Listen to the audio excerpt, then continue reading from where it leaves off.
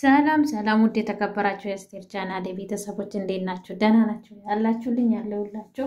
እንግዲህ ዛሬ እንደው እኔ ማለት እየሮጥኩ ማለት ነው ኢንስታግራም ላይ ሲገባ አብርሽ ሩቲንን ፖስቶ ነበር። እንደውም ዛሬ ታርቆ እንጃ እንደሆነ ነው የመጡልኝ። እሰይ በቃ እኔ እንጃ በውስጥ ጨርሶ እንደዚህ ፈታ ብሎ ነው መጡ መስሎኝ ነበረ። ግን ጽሁፍ ሲያየው አሁንም ደከመኝ የምለው ነገር አለውና መቼም ዛሬ ማለት እንደምትመጣ ነው እኔ ማቆና ሩቲም በሱ ተስፋ አትቆርጥም መቼም ማለት ነውና እንደኛ ነገር ስንት ነገር አሳልፈው እዚህ ደረጃ የደረሱ ልጆች ናቸው።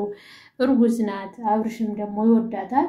በመሐላቸው ገብቶ ሰው ነው የሚፈታተነው። እነሱ ደግሞ ሰው እንደዚህ የሚፈታተናቸው መንቃት ነው ማለት አብርሽና ሩቲ አነቁ። በቃ ሰው ህይወታቸው ውስጥ ሲገቡ እነሱ ነቅቶ ቶሎ በቃ ያንን ሰው ከህይወታቸው ቢወጡ ራሳቸው ከቤት ከመውጡ ያንስ ሰው ከህይወታቸው ቢያወጡ ቶሎ በቃ መንገድ ቢዘጉባቸው እንደዚህ አይነት ደረጃ ላይ ያደርሱም እነዚህ ልጆችና እንግዲህ ቤተሰቦች ዛሬ ትመጣለች ብዬ አስባለሁ። እኔ ራሴ ናፍቀኛለች ነው። ትላንትና ተለቆ ነበር እንዴ? ከትላንትና ወዲህ ነው አይደል የተለቀቀ ቪዲዮ በኤፍኤም ቤትና እሱም የልቡን ተናጋግሮ ሲጨርሰው አሁን ደግሞ መጨረሻ ላይ መለመን አንዳንድ ጊዜ ማለት ነው እያወቃችሁ እያጠፋችሁ ደግማችሁ ሰውን ይቅርታ ትጠይቁ። ከምሬ ነው እያወቃችሁ ማለት ነው።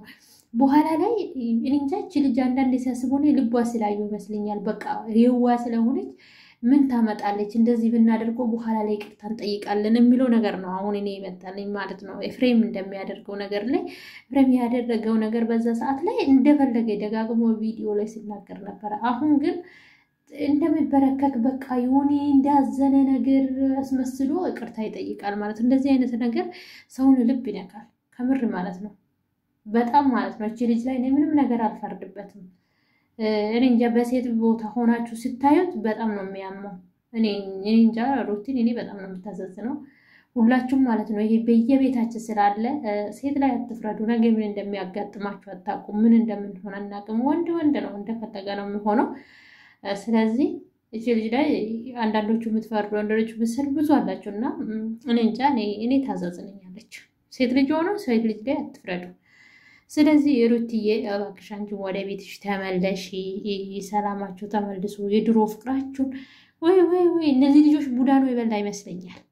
ከምር እንደዚህ እኮ ሚዲያ ላይ የመጡ ነገሮች ታዋቂ የሆኑ ሲጀመር እንደዚህ ነው የሚሆነው መጨረሻ። ቡታጅራ ያሉ ጊዜን አይታችኋል።